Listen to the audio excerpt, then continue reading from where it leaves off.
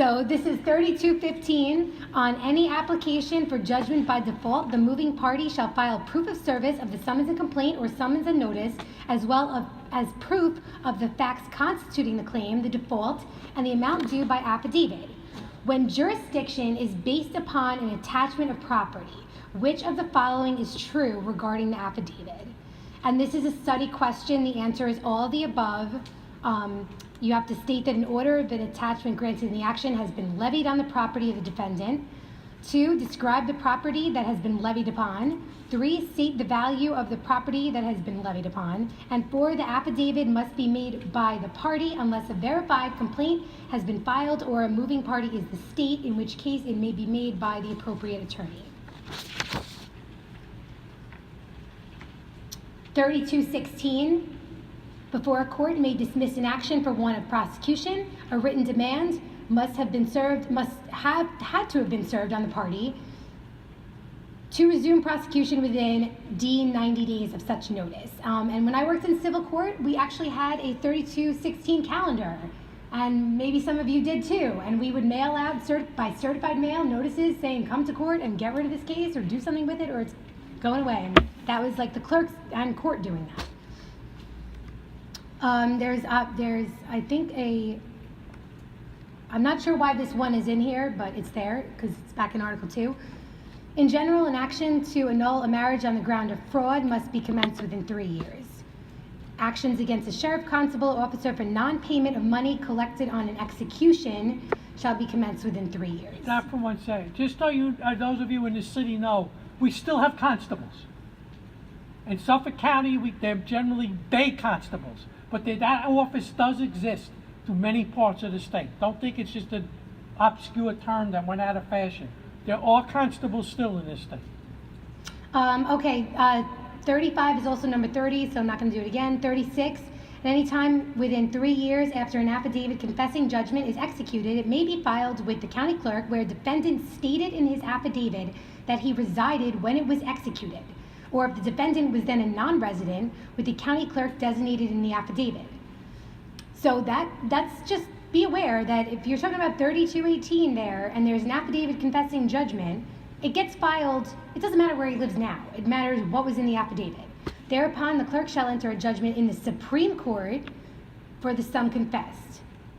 He shall tax costs in the amount of $15, disbursements taxable in action. No judgment may be commenced, may be entered after the death if it's by confession. 37 is 3105. When a party is in default to appear, he shall not be entitled to notices pertaining to discovery, and that's true. The statute puts a lot of mumbo jumbo in it, but that's the substance of what they're actually saying. 4101. Which, if any, of the following actions in which there is an issue of fact to be tried by a jury unless a jury trial is waived or a reference is directed? And the answer is all of the above. That's another study question for you. 3101, generally there shall be matter, disclosure of all material and necessary matter. So that one's a hard one for me to remember. If somebody has a mnemonic for that, I would take it. Which one? Is that the man thing? Damn disclosure. Damn disclosure. That's good. Okay, so damn disclosure is disclosure and material necessary. 3101, full disclosure regardless of burden of proof must be made by, and I'm going to go through all of these. Why is one wrong? Employee. Thank you. Everybody see that. One is wrong because it says employer. You don't have any control over your employer. You do have control over your employee. That's why the statute says employee, not employer. And that's why one is wrong. Okay, and 5 you could all see is wrong because it's not physical therapy. If you crossed out physical therapy, 5 would be right. 3101, in what type of actions may a party omit the names of its experts? And it's the typical 3, med, mal, dental, and podiatric. True, a party can obtain a copy of his own statement. So 3102, that is all 7 disclosure devices. They're all of the above. It's a study question. Just make sure you know what they are. Which of the following is false? Disclosure to aid in arbitration may be obtained without court order. That is false. You need a court order if it's prior to the commencement of an action. 3104, powers of the referee, another study question, it's all of them.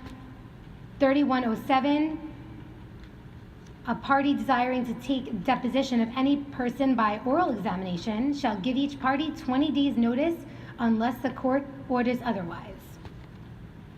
3108, a commission or letters rogatory may be issued where necessary or convenient for the taking of a deposition outside the state.